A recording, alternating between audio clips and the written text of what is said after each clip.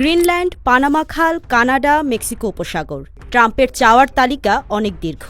আসলেই কি গ্রিনল্যান্ড কিনে ফেলবেন ট্রাম্প? দখল করবেন পানামা খাল, মেক্সিকো উপসাগর? কানাডা কি হবে আমেরিকার ৫১তম অঙ্গরাজ্য, নাকি মালিকানা দাবি করে রাজনৈতিক সুবিধা হাসিল করতে চাইছেন?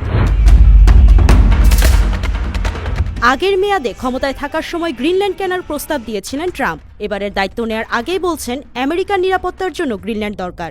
ছেলে ডোনাল্ড ট্রাম্প জুনিয়রকে পাঠিয়েছেন গ্রিনল্যান্ড সফরে। পেপ্যালের প্রতিষ্ঠাতা কেন হাউরিকে ডেনমার্কের রাষ্ট্রদূত হিসেবে মনোনীত করেছেন। ট্রুথ সোশ্যালে ট্রাম্প লিখেছেন, কেনের দায়িত্ব হবে গ্রিনল্যান্ডের ওপর আমেরিকার মালিকানা এবং নিয়ন্ত্রণ প্রতিষ্ঠা করা। We need them for economic security. The Panama Canal was built for our military. I'm not going to commit to that now. It might be that you'll have to do something. Look, the Panama Canal is vital to our country. It's being operated by China. And we gave the Panama Canal to Panama. We didn't give it to China.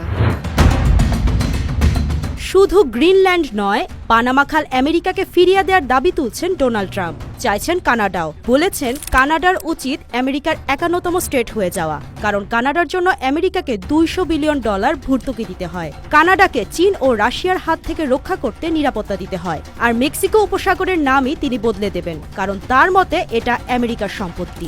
Changing the name of the Gulf of Mexico to the Gulf of America, which has a beautiful ring that covers a lot of territory. The Gulf of America, what a beautiful name. আসলেই কি Greenland কিনে নেবেন Trump, কিংবা দখল করবেন Panama খাল বা Mexico উপসাগর? বিশ্লেষকেরা বলছেন এটা ডোনাল্ড ট্রাম্পের একটা কৌশল। ব্রুকলিন ইনস্টিটিউটের ফরেন পলিসি এক্সপার্ট ড্যান হ্যামিল্টনের মতে এটা ট্রাম্পের শত্রুদের উদ্দেশ্যে একটি বার্তা। তা হলো, এগুলো আমার এলাকা, এই এলাকায় তোমরা খেলতে এসো না। You look outside, you have China ships all over the place. You have Russian ships all over the place. We're not letting that happen. We're not letting it happen. গ্রিনল্যান্ডে অনেক বছর ধরে মার্কিন ঘাঁটি রয়েছে। এ নিয়ে ডেনমার্কের সাথে আমেরিকার টানাপোড়েনও আছে। সেখানে চীন বা রাশিয়া যেন হস্তক্ষেপ না করে, সেজন্য আগাম বার্তা দিয়ে রাখলেন ট্রাম্প। তার বার্তায় কাজ হয়েছে, তা বোঝা যায় গ্রিনল্যান্ডের প্রধানমন্ত্রী মুট এগেরের কথায়। ডেনমার্ক যেখানে সরাসরি ট্রাম্পকে বলে দিয়েছে গ্রিনল্যান্ড বিক্রির জন্য নয়, সেখানে গ্রিনল্যান্ডের প্রধানমন্ত্রী বলছেন তিনি ট্রাম্পের সাথে আরও ঘনিষ্ঠভাবে কাজ করতে চান। খনিজ সম্পদ আহরণ ও নিরাপত্তা ইস্যুতে যৌথভাবে কাজ করতে আগ্রহী তিনি। পানামা খালে ট্রাম্পের মূল এজেন্ডা খাল পারাপারের টোল।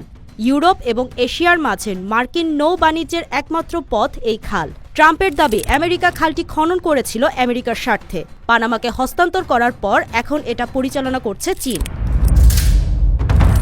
ট্রাম্পের দাবির সাথে একেবারে একমত নন পানামার রাষ্ট্রপতি হোসে রাউল মুলিনো। তিনি স্পষ্টভাবে বলেছেন কোনো চীনা প্রতিষ্ঠান পানামা খাল পরিচালনা করছে না। তবে বিবিসি জানিয়েছে হংকং ভিত্তিক সিকে হাচিসন কোম্পানি খালের প্রবেশপথে দুটি বন্দর পরিচালনা করে। চীনা কোম্পানিগুলো যাতে এখানে আরও বিস্তার না ঘটাতে পারে, সেজন্য আগেভাগেই নিজের মতামত জানান দিয়ে রাখলেন ট্রাম্প।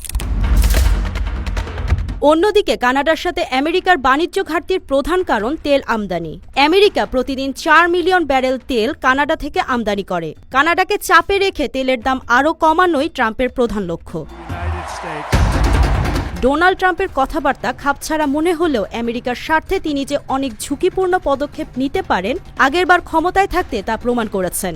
এবারেও তেমন কিছু করারই ইঙ্গিত দিচ্ছেন।